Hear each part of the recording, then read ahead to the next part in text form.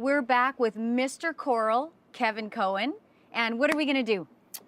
Today we're going to demonstrate how to set up a small saltwater aquarium. Okay. So that we can eventually have it look like this. But today we're going to set this up as a small mini reef aquarium. I'll be your assistant. That'll be What great. do I need to do? Well, the first thing we need to do is put this on a very level stand. Make sure it's away from a heater duct or sunlight. Okay, we're going to add the gravel first. So if you could hand me the bag of gravel there. Here you go. Now, is this gravel treated salt water ready to go?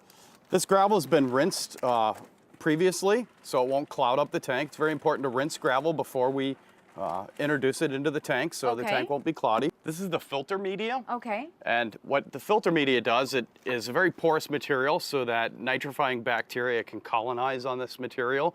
It'll help break down the waste of the corals and fish in the aquarium. And how often do we need to change that? We don't really need to change it. We need to rinse it off.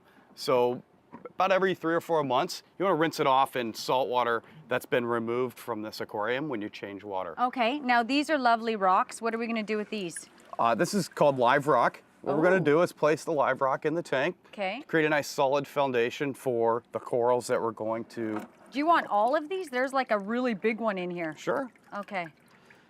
And this is personal preference, how you want your tank to look. Some people like to have the whole back wall covered with rock. The next thing we need to do is add water to the aquarium. This will help so the gravel doesn't get stirred up. And there's like a sponge in there. Correct. That sponge is a part of the filtration unit that's built into the back of this aquarium. And how long does this have to sit like this before I can put fish in? Ideally, you want to let this tank sit for at least a couple weeks and monitor the ammonia and nitrite level and pH. And once the tank becomes established, it will have 0 ammonia, 0 nitrites, and the pH will be approximately 8.0 to 8.4. It's very important we maintain a stable temperature. So we're going to set the temperature on the top of this heater, and we're going to install it, if I can reach around here, in this compartment here.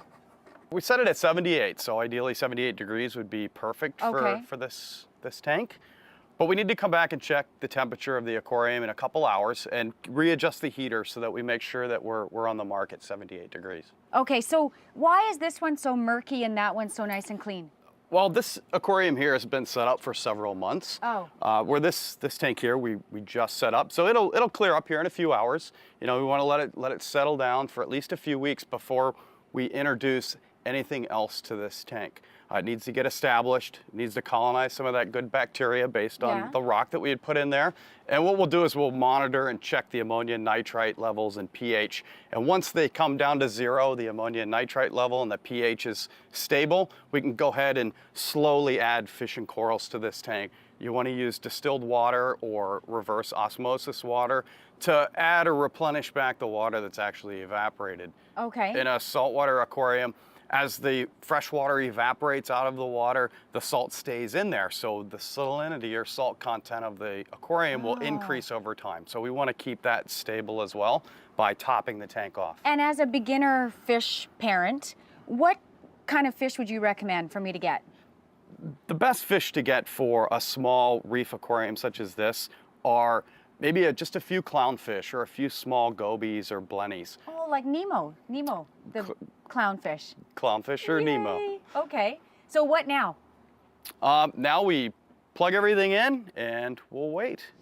Kevin, this is beautiful, fake coral.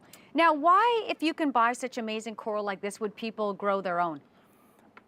Well, rubber corals or these replica corals are great for aquariums that contain fish that actually eat coral. So this would be a wonderful addition to make your tank really colorful when you have fish that actually prey on live corals. It's a much easier to keep an aquarium also that doesn't maintain or doesn't have live corals. And if you like to change things around all the time, you can mix and mingle these. You bet. This could really change the look of your aquarium. You could do it weekly or monthly or however you feel. Now, is this real coral?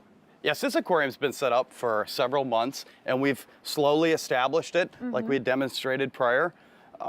And in this aquarium, you see one small pair of clownfish, and then a lot of little polyps and mushrooms, very easy to keep, or a little bit easier to keep corals. Thank you for being here. Well, thanks for having me. That was fun and so interesting.